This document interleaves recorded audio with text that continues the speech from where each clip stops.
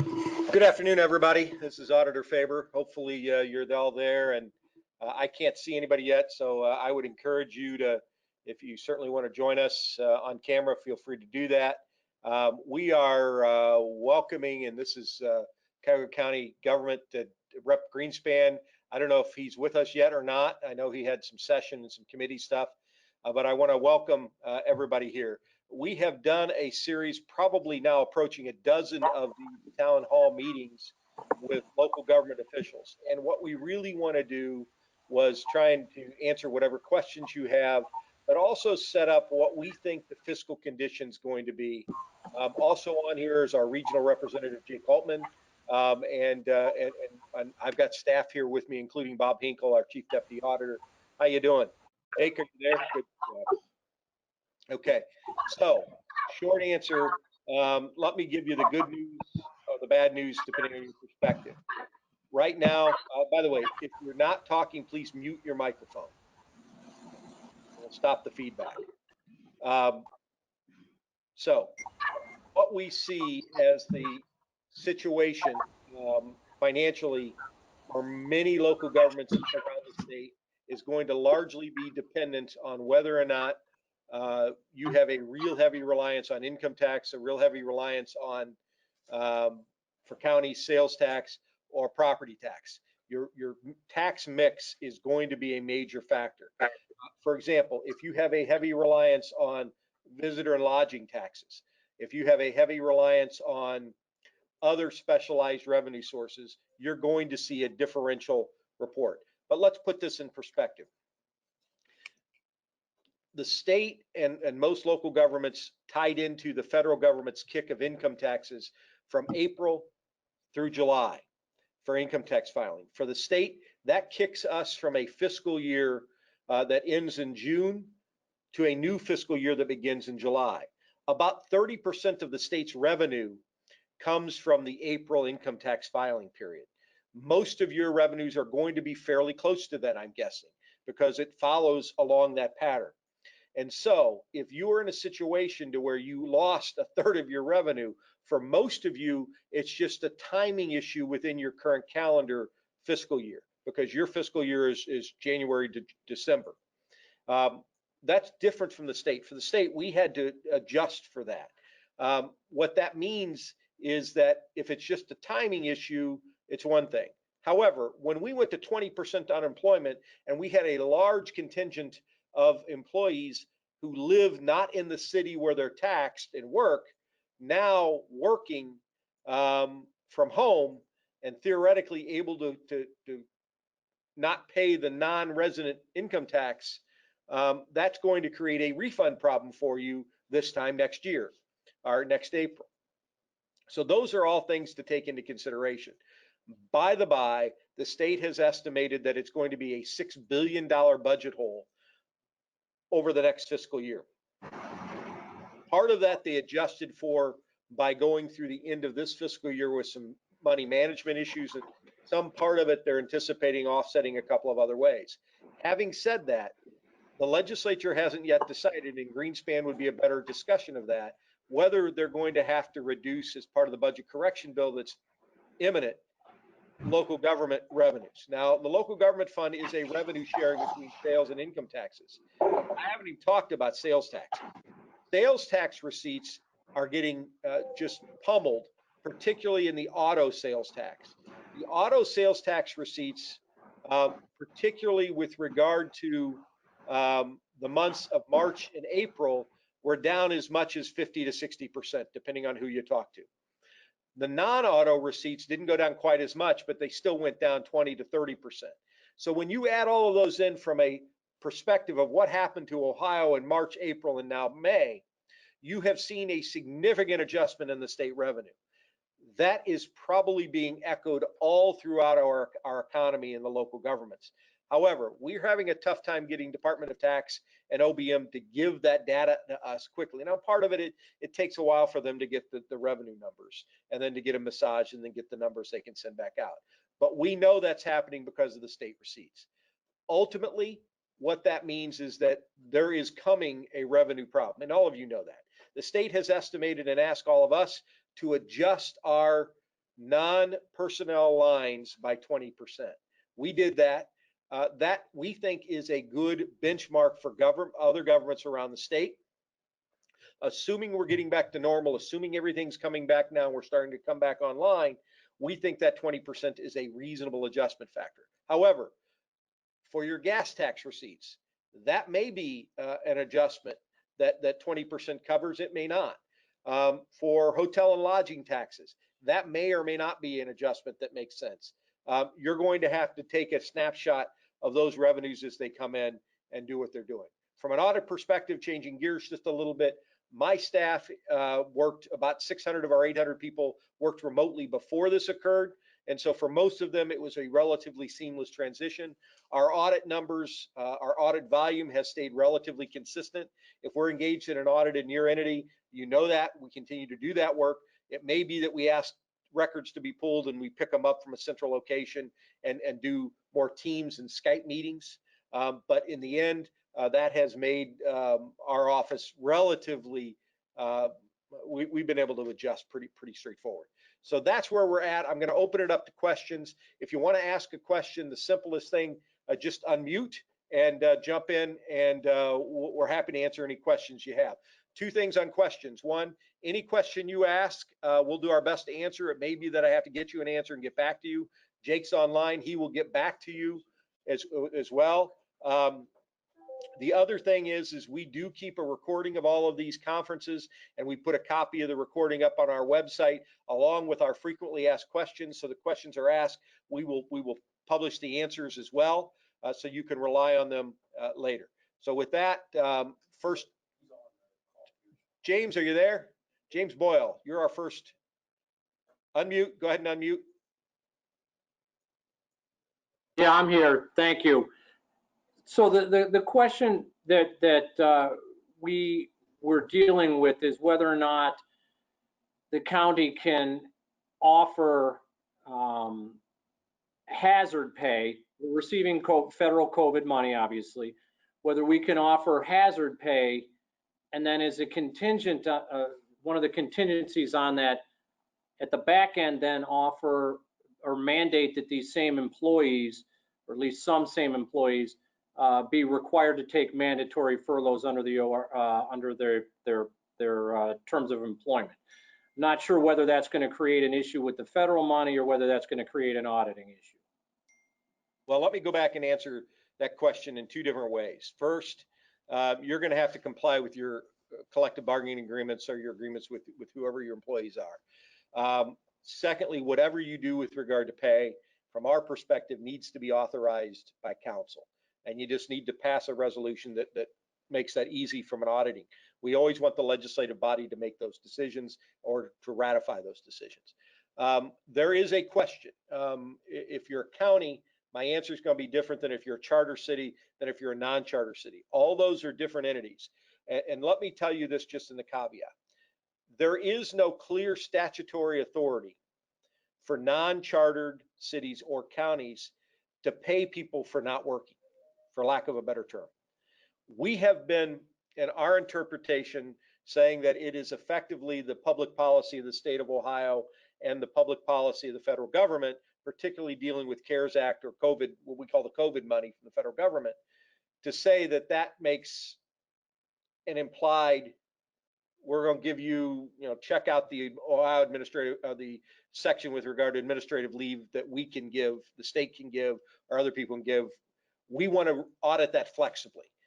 The easiest way for us to audit that with flexibility is for you to have your legislative body say, Fred, who's our maintenance guy, can't report because of the governor's stay-at-home order. We're going to have him do X, Y, and Z at home. We're not going to come in and do a time study and say, well, doing X, Y, and Z at home should have only taken 12 hours and you paid him for 40. I'm not going to look at that. What I'm going to look is to say that the city council authorized Fred or authorized the city administrator to pay the following people during the COVID instance to continue to provide services to the city at home. That's what we're going to look at. And that's how we're trying to give you audit flexibility. We asked the legislature, and if Greenspan were here, hopefully he is, we asked the legislature to give that authority to you. to basically say you should have the same authority the state government and some of the school districts has to pay employees in this epidemic type situation for public policy reasons.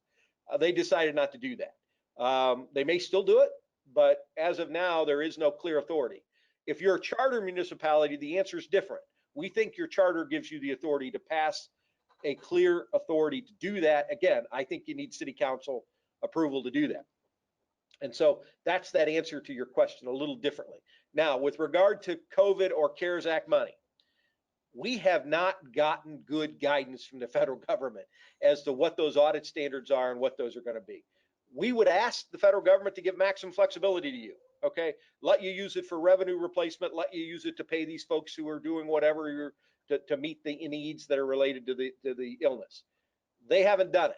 What they have done is set three very distinct pockets or buckets of issues. If you're going to use any of that money, make sure you are squarely within those three areas right now. OBM has taken a little different approach in the guidance with regard to the audit responsibilities and what you need to do. We think it is likely, we're waiting for guidance right now from the feds. It was supposed to come out this week. Here it's Thursday, we still haven't gotten it. With regard to what type of audit standards they're going to expect us to use and what we're going to be auditing that to.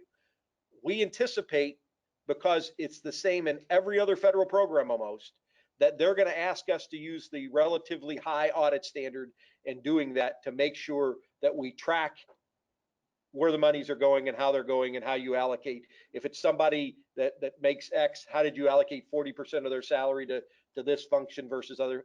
They're going to want you to document and have paper on that. So our best advice at this point is, if you're going to spend that CARES Act money, and you should if you're eligible, document, make it very clear how, what, and why you did it, and then give us the ability to help you help yourself. Okay, we want, look, if you give me all the paperwork, we're going to be able to at least explain what you did and say you did it under a very unique situation that none of us in our lifetime have ever seen before. So I want the ability to explain with your explanation. Now, if you give me nothing, as I said to some township folks earlier, you give me a shoebox of records and say, oh, by the way, we did all of this, there's not a lot I can do to help you. Okay. So, and you didn't have any township authorization. So let us help you by giving us lots of support for what you're doing. Now, here's the caveat. If you're not sure what you're doing, let us give you help in the process by asking us a question. Contact Jake. Let me get our audit people to say, here's what we're doing. Is this okay? The answer may be, I don't know yet. But we can certainly say, we would rather see you do this than that. Okay. We would rather, and that way when our people come in and audit, we can say, look, in the uncertainty that surrounded this, these people went above and beyond. And so we can give you the, tails go to the winner, okay? And we can give you the toss up. And so let's work that out and make sure you ask us. We're there to help. And I would rather have us ask and let us explain. And Bob Hinkle, my chief deputy auditor, is here in the room, so he's not on the call. He's here. He's listened to everything we say. I have told him not once, but probably 100 times, maximum audit flexibility when we audit this time period. Okay, so if we have the ability to give you a toss ball and it's clear what you were doing was trying to keep people employed, trying to keep the city operating, trying to provide health and safety and welfare, we're going to give you a toss up. But we can't let internal controls fall either during this time period, because we don't want this to be an opportunity for waste, fraud, and abuse. Does that make sense? Yeah, it does. Thank you. Okay. Other questions? Yes, sir. Joe? This is Joe. Just to follow up with what you said earlier, and thank you very much for doing this for us. This is helpful. I'm calling from Cuyahoga County, which we're Charter County, as a reminder. You had mentioned at the very beginning, for any pay-related item, there needs to be legislative action associated with it. Do you mean if the entity is instituting furloughs, that the council would also need to approve a furlough, which is basically taking pay away, not giving additional pay? I certainly would think on the front side when you're paying people, because that's an expenditure. You're talking about a non-expenditure.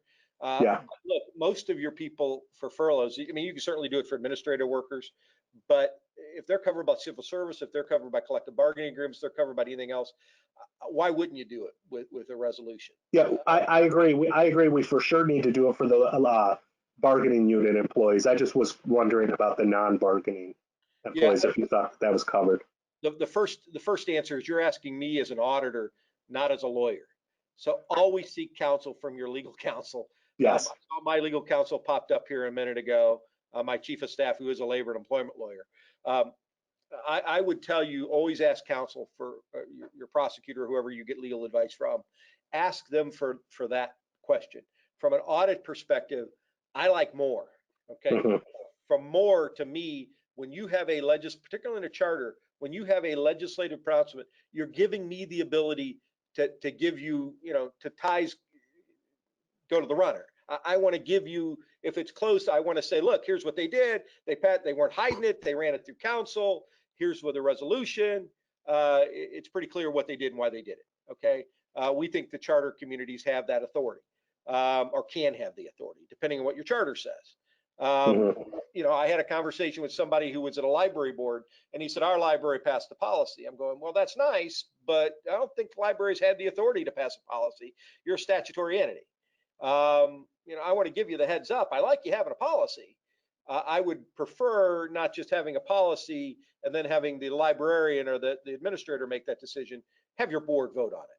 When your board votes on it, I now can say this was not one person. This is a legislative pronouncement. And again, to the extent that we can say we think it's kind of consistent, we can say they did X. We're not sure they had the authority, but it's consistent with the public policy. We're not going to issue a finding for adjustment or finding for recovery. Okay, you follow where I'm going? Yep. Thank you very much. All right. Other questions? Some of you I can't see on the screen, so just shout in here if you have a question. I only have about 6 people on my screen. I know there's more than that on the call.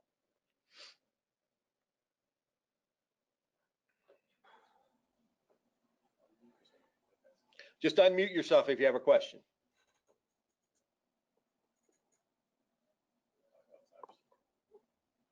All right, 2 other things then I'll throw in here while you guys are all thinking your questions. Looks like we have 22 people on the call, so make sure if you want to get in, just jump in. You can interrupt me, I'll come back to it.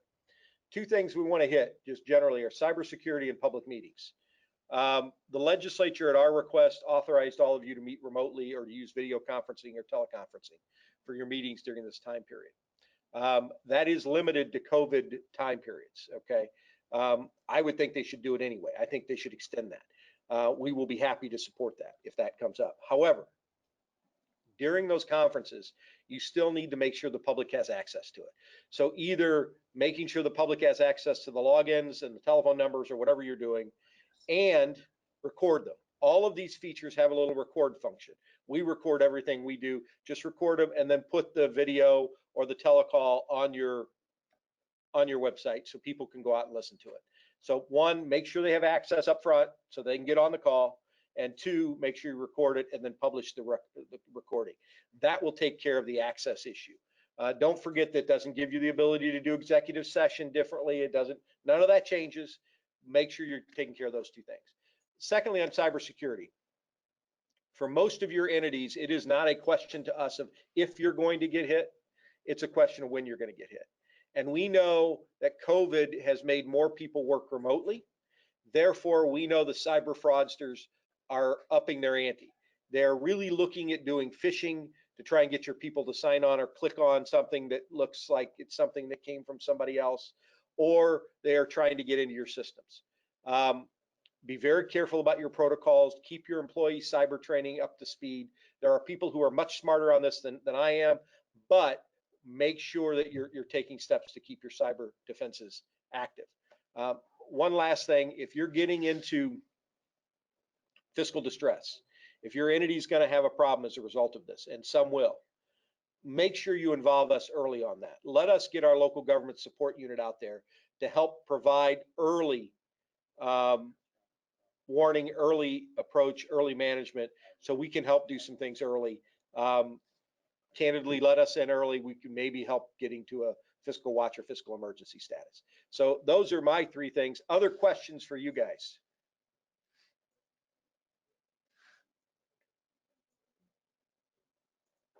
Go ahead.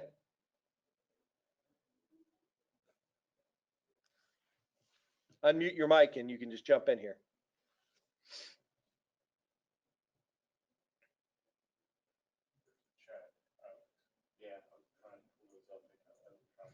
Trevor, are you asking a question? I can only see part of you. Go ahead and unmute your mic, Trevor. You're muted.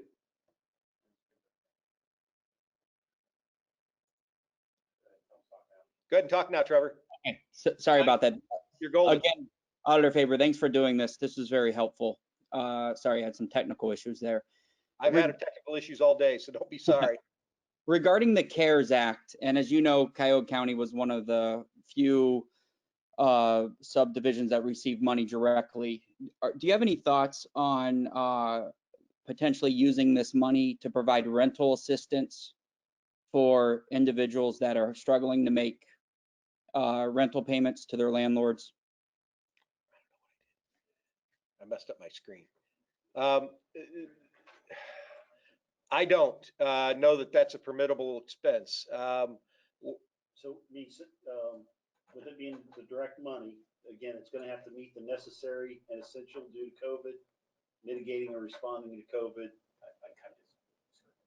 Could have been included in, it wasn't something as, wasn't part of their budget as of March 27th, and the expenditure has to occur between March 1 and December 30th. So, I mean, that's the only guidance we have at this point. Right. Did you hear all those, Trevor? I did. Thank you. It's, yeah, as you mentioned, not very clear, but Here, Bob, go through those again. So I'm giving him my microphone. we anticipate that, again, this is the area that we anticipate the U.S. Treasury, they're supposed to get information out this week that will put more definition around this. We are aware of other, other entities that, yes, are planning to use the money in an area such as this. I would encourage you to make sure that if that's the area that, one, you document that, these three big, the three big requirements that they've published that are applicable.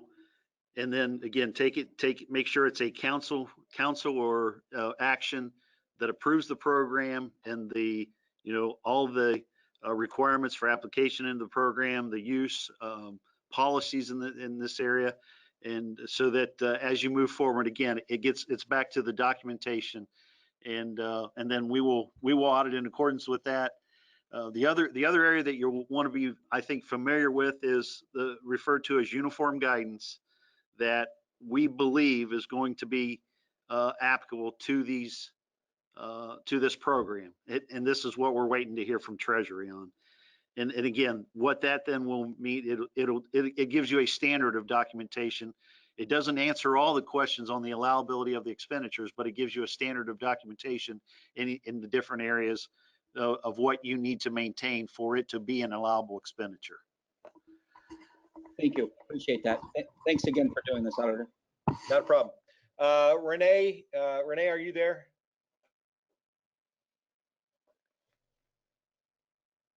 Renee's question by text was there a change in the 20-day entrant rule? You mentioned something different. What is the 20-day entrant rule? I'm not sure I know what she's. We're not sure what you're talking about. So, Renee? You're unmuted, Renee. She doesn't have a mic.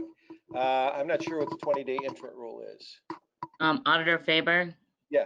This is Carrie Kopfer from North Olmsted. Hi, Carrie. Hi, I'm the follow-up one. I'm with Renee on the 20-day entrant rule is the income tax from people working at home versus their city. And you had mentioned Yeah. Now that I we know. were going to have a refund problem next year. Could you expound on that? Yeah, I mean, my understanding is what the legislature passed, it said for withholding purposes, they're going to continue to pretend that people are all working for their primary place of employment. Withholding purposes is not tax purposes. And so I think what you're going to see is a lot of people who are working from home are going to be seeking refunds. And if you anticipate that they're all still working for 60 days or 90 days, depending on what the time period was, from the primary location when they were working from home, I think it's going to be a refund issue. I know some people have had a different opinion, but I think it's a big problem potentially, both legally and or from a revenue picture that is going to be coming out there. So for some cities, it will actually be a windfall, because if you're North Olmsted, for example, and most of your citizens work in Cleveland, Cleveland's going to have a refund problem. North Olmsted ought to pick up some of that in revenue, but most of those folks, well, the question is how many people are going to file for it. If the rates are the same, it may be moot, but there are a lot of people who have differential rates, and some people charge double. So that's going to be an issue that gets picked up. Do you understand what I'm saying? Yes, thank you. For some of the suburbs, it may actually be a windfall. You may want to encourage people to track that time and pay the tax to you versus paying it to somebody else. For the cities, they're gonna, I mean, if you're Columbus right now, or Cleveland, and you get 70 to plus percentage of your revenue from non-residents, and you had 50, 60% of your non-resident employees not working in the city, that could be a potential significant revenue hit at the refund period. Now, from the withholding period, it's gonna flow through. Most of them, most withholding stayed constant, but it certainly will change. I would imagine it's also going to change some of your self-employment in numbers on your quarterlies.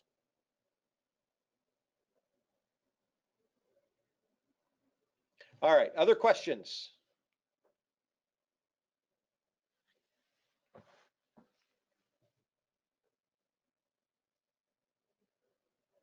I couldn't have been that complete and that all-inclusive. Auditor Faber, Yes, ma'am. this is Carrie Kupfer again. Hi, Sorry. Carrie. What do you think, or what are you hearing as far as how long this is going to last? I guess is, what's the word at the State House? At State House, that'd be a question for Greenspan or for your senator. I just hear from around the state, look, I think people want to get back to work. The state's gradually opening up. We have told our people, anticipate working remotely through the month of June. But again, my people all worked remotely before.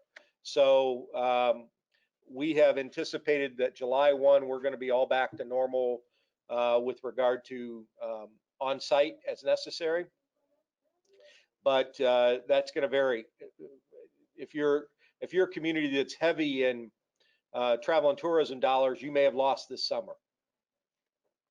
I don't know when people are going to be ready to go back to Cedar Point, or when people are going to be comfortable going back to some of that travel and tourism. Although maybe it comes back sooner because people might want to vacation and do things locally instead of wherever else they were going. So it's all a variable, and we're not hearing much. I do think that you're seeing things starting to reopen. I would think that by certainly mid-June, we're going to be close to back to opportunity.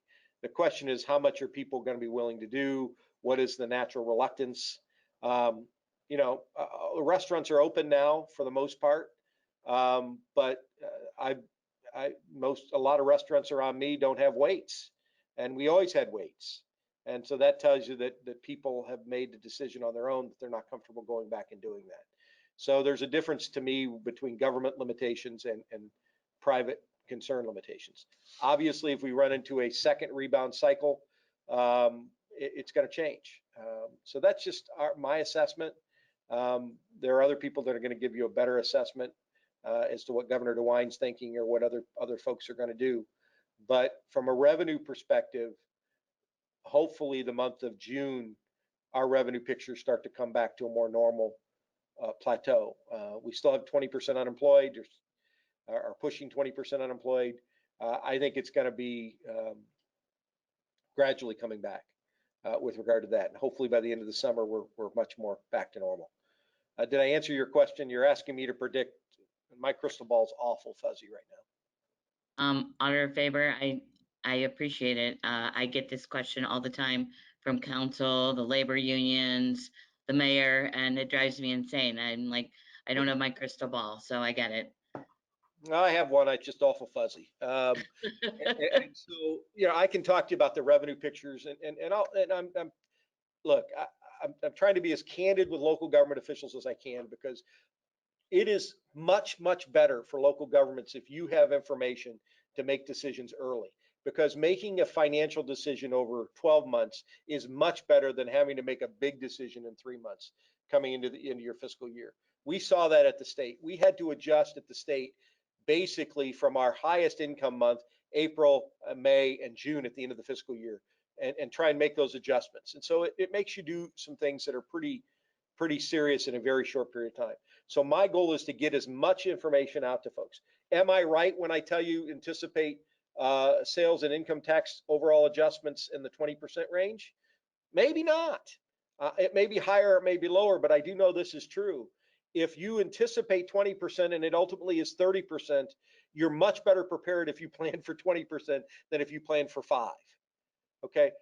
And if it only ends up being 10%, you're at least pleasantly optimistically surprised when it's only 10% and you plan for 20, then you can loosen things up and do some other things. So the 20% isn't just a guess, it's the number that the state's been using. And we think that that's a realistic number based on what we're seeing from other things in the sales and use and some other revenue streams. So that's where we're at. We may ultimately have been overly optimistic, and we may ultimately have been overly pessimistic. I'm not sure. Full cover if you want me to, if that's something. Okay, Bob does have a clarification on the CARES Act funding for safety forces, even if they're budgeted. Let me give you Bob, and he's going to run that. Yeah, just want to go back and make an addition there from a follow-up question that came in. The overall arching requirement that it could not have been included in a budget as of March 27th. There is an exception for safety forces, and thank you for the question pointing that out, that unless your CEO makes a determination that those safety forces were not assisting with COVID, then you can make payroll payments for safety forces, even if they were budgeted.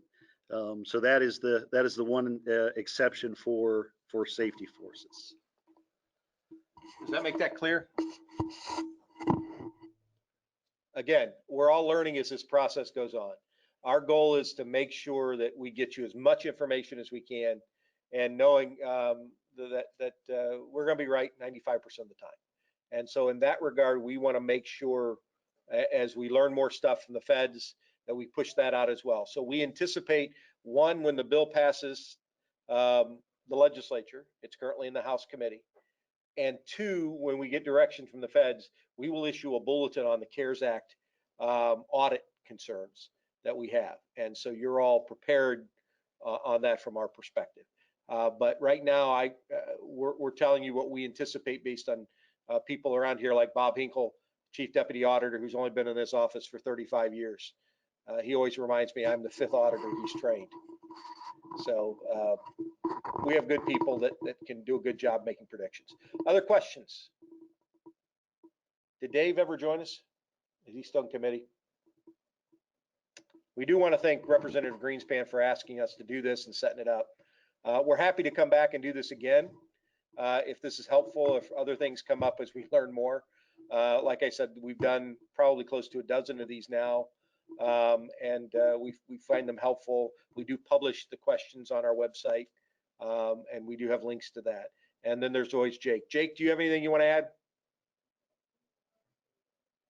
Speak up, Jake. Cat got your tongue?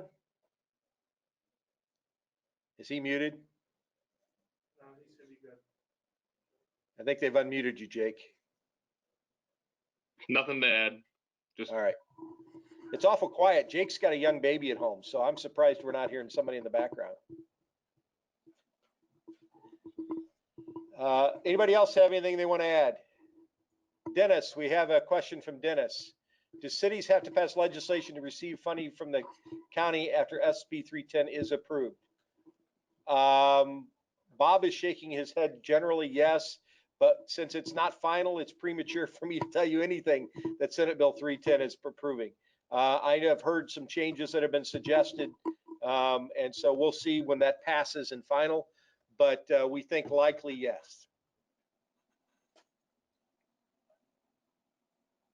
Other questions?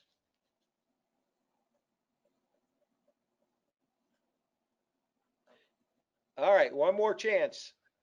Anybody else, just unmute and jump in here. Do we have any fiscal officers? Can I give these guys credit, Bob? I think you can. Any fiscal officers on the call? You can claim a half hour of continuing education for this call. They'll put it up on the site, and it'll be up. You self-report anyway, but I was told during my township trustees, they asked me if somebody asked me, do they get credit for it? And I said, if I have anything to say about it, you do, but I don't know if I have that authority. And I came back, I got an opinion that I have the authority. So there you go. I'm giving you credit. Apparently I can give you fiscal officer training credit for this because we talked about fiscal officer stuff.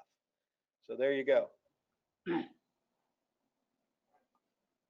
All right. Anybody else have anything before we go? Thank you guys. Thanks for the work you're doing. Keep serving Bob and Betty Buckeye. If we can be helpful, let us know. Don't forget Jake's out there, and don't forget our local government services and our performance audit unit. If you guys think you want us to do a performance audit, we are doing right now 2 water sewer treatment facilities for governments. We're starting to go into that area from a performance audit standpoint, and we do other things as well. We only do those on invitation with capacity issues, but if you have something we can be helpful, let us know. Thanks, everybody. Take care. Stay safe.